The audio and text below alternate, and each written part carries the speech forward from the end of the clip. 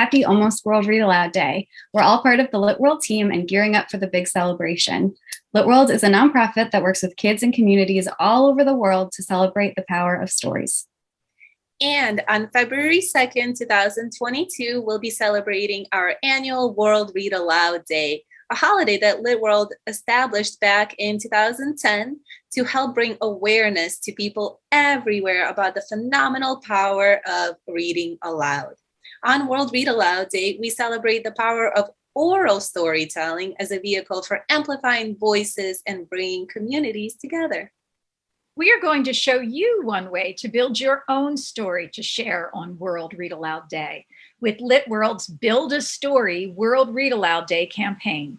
You too can take the challenge and upload your own story on the World Read Aloud Day website at www.litworld.org/World Read Aloud Day.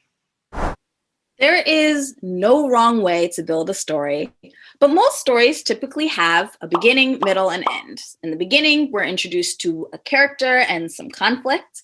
In the middle, we learn how our characters attempt to solve their conflict. And at the end, we get to see the results of our characters' actions. So right now, as a team, we're going to build a story together using prompts from the Build a Story Challenge to make sure that our story has a clear beginning, middle, and end. All right, are we all ready? Ready. Let's do it. All right, let's get started. So our first prompt is, once upon a time, there was. Here, we're each going to think of a character or characters that we want our story to be about and describe them. Your character can be inspired by real life and real people, or they can be as made up and as silly as you want them to be. All right, everyone, write down your response to the first question on a piece of paper, and let's see what we got. So my response is, once upon a time, there was a cat named Tartini who never met a snack she didn't like. I said, once upon a time, there was a bunny named Bonnie who was white and fluffy. Once upon a time, there was a curious chicken named Vinny who was always asking questions. Right. I said, once upon a time, there was a girl named Ziggy who was strong and brave. All right, we have a whole bunch of different characters. We got a cat, a bunny, a chicken, and a human. Which direction do we want to go? I was going to say, I vote for the cat. Same. I also vote for the cat. I got a cat behind me. It's working. It's working. All right, now that we have our character established, Tartini, let's move on. All right, it's time for our next prompt, which is every day.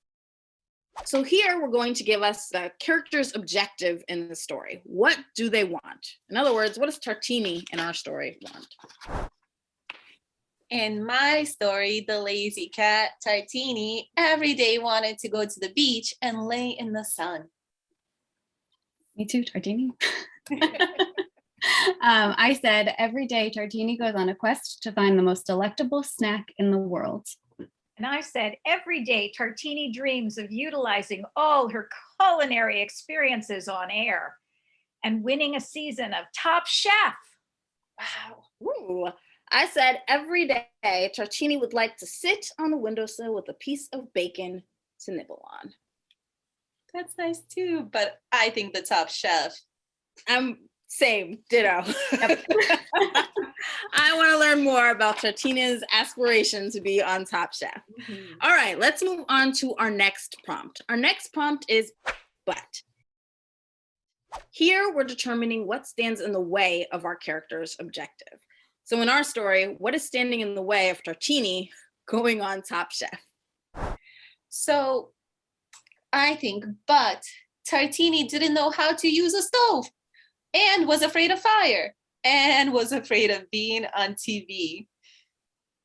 Lots to overcome, Tartini. I said, but Tartini never has any food product to show the judges because she's eaten it herself, which is what my cat would do. Same, Tartini, same. And I say, but Tartini had a terrible stylist and wasn't ready for TV. Oh no. I said, but unfortunately for Tartini, Top Chef has a strict rule about allowing cats on set. I think that is true. Yeah. This does feel very accurate. Yeah.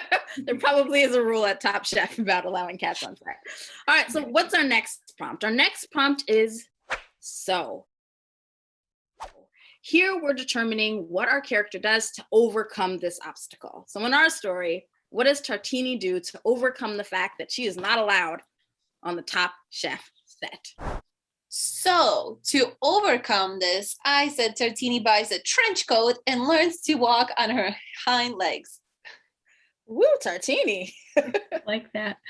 I said, so Tartini asks her owner if she will sign up for Top Chef, and Tartini will be in her chef hat a la Ratatouille. So underneath her baking cap. Underneath her baking cap. So Tartini buys a dog costume and pretends to be a dog. Cute. I said, so Tartini cries and cries. Hmm. Not loving this Sad. defeatist attitude. So I like go with a different one. Ratatouille. Yeah, let's do that. That too. Okay, so Tartini is up underneath the chef's hat, like in Ratatouille, kind of telling the chef what to do. So what's our next prompt? Our next prompt is, but then. So here we need a conflict. Tartini's decided to go under the hat. What happens next? I said, but then the host, Padma Lakshmi, thinks she's now allergic to people because she can't stop sneezing. I said, but then her owner is revealed and they are kicked off the show. Oh no. Poor Tartini. But then Tartini's tail keeps falling out of the chef's hat. And the ruse is discovered. I said, but then her nemesis, Maggie the shepherd, arrives on the set. Ruff, ruff. I love the image of her hat or the cat's tail falling out of the hat. That's I like a that. good one. Yeah. Absolutely. All right, so now Tartini's tail is falling out of her hat. People are figuring out what's going on. What happens next? Our next prompt is because of that. Here we see how the characters respond to this conflict. I think because of that, Tartini runs away to live in Australia and starts her own cooking show, which is, of course, friendly to cats. Nice. I said, because of that, Tartini proves that cats are people too and is able to strut her stuff in front of the judges. Cats are people too. Because of that, tailed hats become an iconic fashion statement as viewers everywhere unite in support of Miss Tartini. I said, because of that, the producers of Top Chef realize how talented Tartini and all cats are and create a Top Chef Cat Edition, a true delight for all to watch. That's it. That's the winner. I would watch that show. That, yeah. I would so watch Same. All right, so we've got Top Chef Cat Edition. We're on to our final prompt, which is finally. Here we're saying, how does the story end? In my mind, finally, Tartini becomes a global cooking sensation and releases her own cookbook, Mice for All. I said, finally, Tartini opens her own restaurant where cats are allowed in. Yeah, Tartini. Finally, Tartini wins the first season of Top Chef Cat Edition and becomes a favorite judge on the following seasons. Her next goal, dun dun dun dun dun, the Great British Baking Show Cat Edition. I said, finally, Tartini becomes best friends with all of the Top Chef judges. Personally, I can't wait to watch Great British Baking Show Cat Edition. So I'm all for that one. All right, I love this story of Tartini. I love this. This was amazing. This was really fun. Thank you all for building this story together.